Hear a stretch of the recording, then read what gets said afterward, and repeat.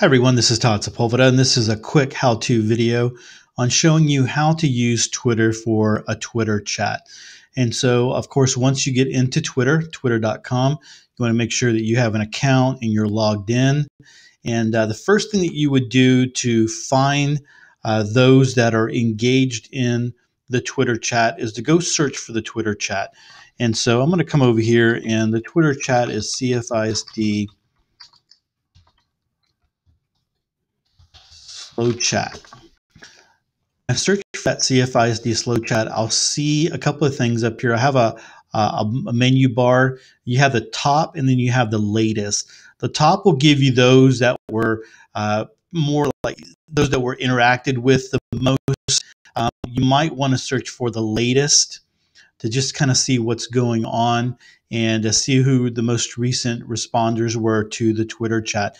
Now, to this one, the CFISD slow chat, this is just now we're starting to advertise it and get it out there. And so there's no really, it hasn't started yet. The starts December 5th through 6th. And so this is one way where you would go and kind of find it. So then once you find the Twitter chat and you see that it's out there, how do you start to respond? What is the way that you do that?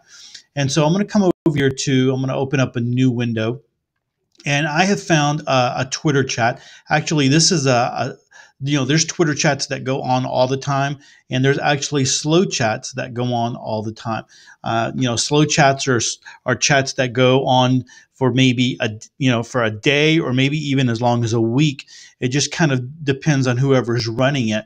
But for instance, this one here is based on Blended Learning, the book Blended Learning in Action by Jason Green, Tiffany Wyckoff, and Caitlin Tucker. And so they do a slow chat every day. And this question is question 8. How can you help digital natives shift from viewing tech as consumption tools to learning and productivity tools? And so the way that you would respond to this is there's a couple of different things down here. So here is this is the question. This is question 1. You can come down here and you can like it, and that just gives you a little a heart here and lets them know that you liked their post. You can come over here and you can comment or reply.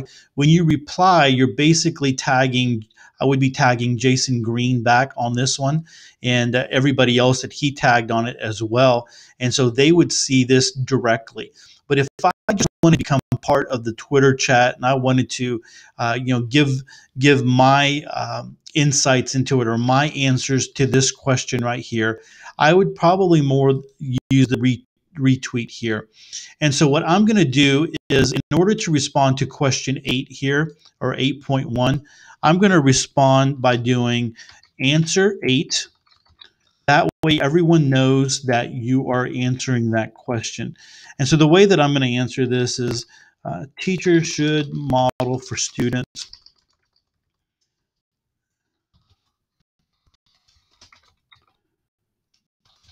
to use tech.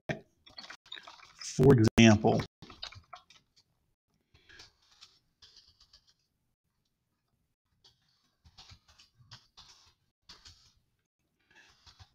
teachers can model how students can collaborate together with other students using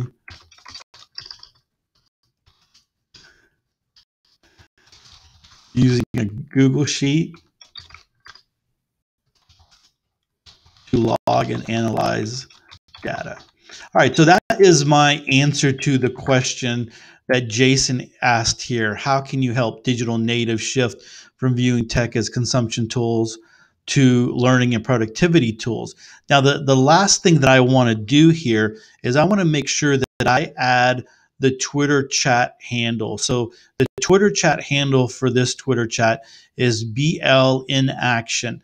And so I want to make sure that I do that so that other people that are wanting to be involved in the Twitter chat can see my answers and can reply back to me or could respond in some way. So I'm going to do the hashtag BLIN for in action.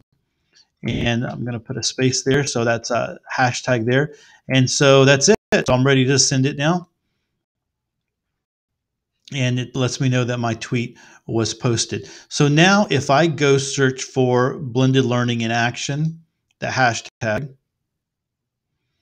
I'm going to go to top, but I'm going to go ahead and go to the latest. And there is my post right here. And so you can see that I replied, or I retweeted Jason, but I also answered it here. And that's the way that you do it. That's the way that you respond. Now, one of the things, sometimes Twitter chats do provide you with the questions beforehand, and so that would be a really nice thing to do when you are trying to you're getting into these Twitter chats and you're wanting to participate. So if they do provide the questions for you, then later on you can go ahead and write your answers. So when the Twitter chat happens, you can go ahead and plug your answers in, and that way you're not spending your time formulating the answers. You're able to jump right in there, and you're able to learn and see what other people are saying, so that you can grow professionally and get ideas and respond to other people and participate. So let's just say that on that question there that was provided, I went ahead and wrote out my answer here. And so I wrote it out exactly like I had written it out on that Twitter post earlier. So I'm just going to copy it here. There's a cool tool. It's called Twitter Character Counter.com. And so if you wanted just to make sure that you didn't go over your character limit, Twitter recently updated their Twitter count, and they allow you to do 280 characters now. This used to be a lot bigger of a problem back when it was only 140 characters. So I plug in my questions there. You don't have to do this, but if this is something that you want to do, it lets you know that you entered 169 characters and you have 111 characters remaining if you wanted to type out a longer answer to your question. And so you could go ahead and grab it here and then go into Twitter, and you could go ahead and post it to be part of that Twitter chat like I did before. And so that would, if I did it just like this, I wouldn't be necessarily retweeting Jason Green or replying to him. I am just basically being part of the Twitter chat by putting this in there just like this. And so you can do this and hit tweet and go out there. Now I'm not going to hit tweet because I already tweeted it out once. So anyway, that's how you respond. That is a Twitter chat. That's how you respond.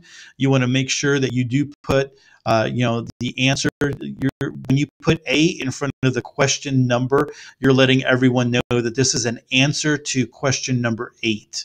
And so they can always, they know where you're coming from, and they know what question you're answering. So you want to make sure that you always do that, and you want to make sure that you always include the hashtag of the Twitter chat that you're doing. All right. Hey, thanks so much for watching. I hope this was helpful.